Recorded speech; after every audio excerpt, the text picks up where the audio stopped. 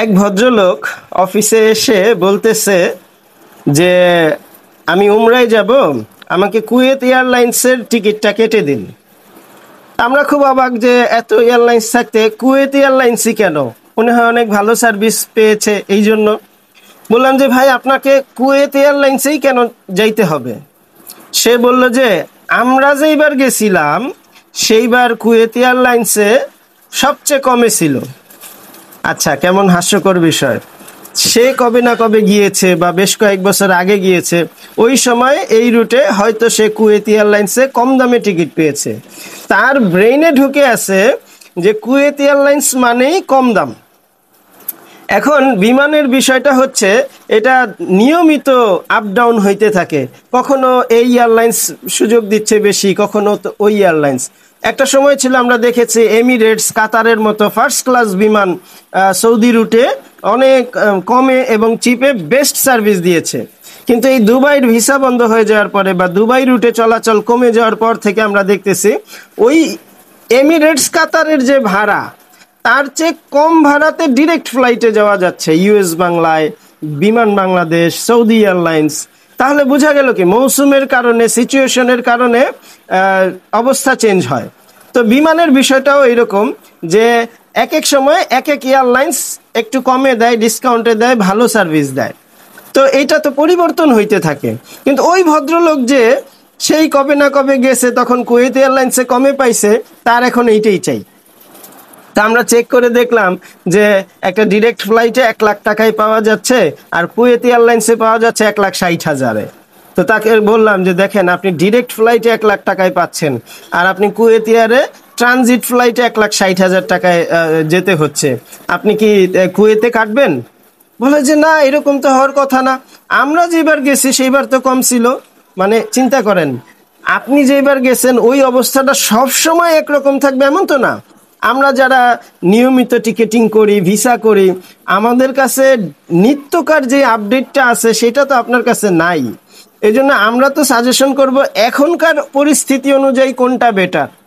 কিন্তু আপনি সেই জীবনে একবার গেছেন কবে না কবে, আপনি সেইটা মাথার মধ্যে আপনার ব্রেইনে ঢুকে আছে, আপনি এখনো ভাবতেছেন যে ওইটাই বুঝি আছে।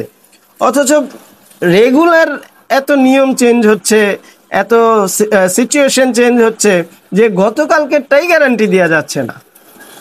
তো এই ধরনের অনেক মানুষ আছেন যারা তাদের জীবনে হয়তো একবার বা দুইবার কোনো একটা অভিজ্ঞতা হয়েছে এবং সে মনে করে এইটাই লাস্ট, এর বাইরে আর কারো জানা নাই, এর বাইরে আর কেউ জানে না, আমি যেটা দেখছি জানছি এইটাই সঠিক।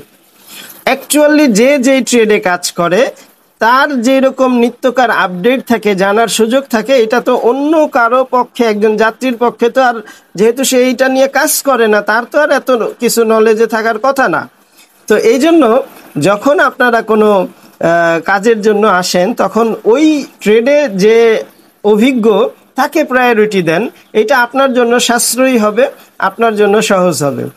এমন একটা ঘটনা ঘটছে যে রিসেন্টলি এক লোক ওই উমরায় গেছে, তার মা বউ এদেরকে নিয়ে গেছে, বেশ ভালো কথা।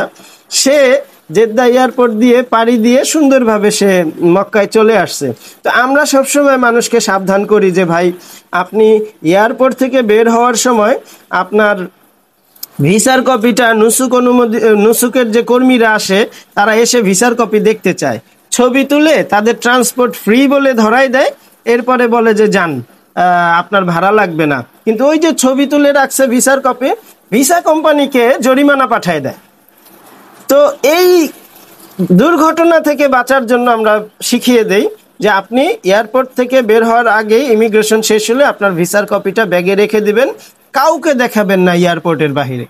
এবং আপনাকে জিজ্ঞাসা করলে আপনি বলবেন যে আমি প্রাইভেট ট্রান্সপোর্টে যাব, প্রাইভেট কারে আমি চলে যাব বা ট্যাক্সি নিয়ে চলে যাব, ওইটা দেখাই দিতে বলবেন, কিন্তু ভিসার কপি দিবেন না, যেহেতু ওদের মতলব ভালো না। এমন ঘটনার শিকার হয়েছে অসংখ্য মানুষ। প্রতি বছর এই ধরনের ঘটনার কারণে অসংখ্য টাকা জরিমানা পর্যন্ত দিতে হয়েছে।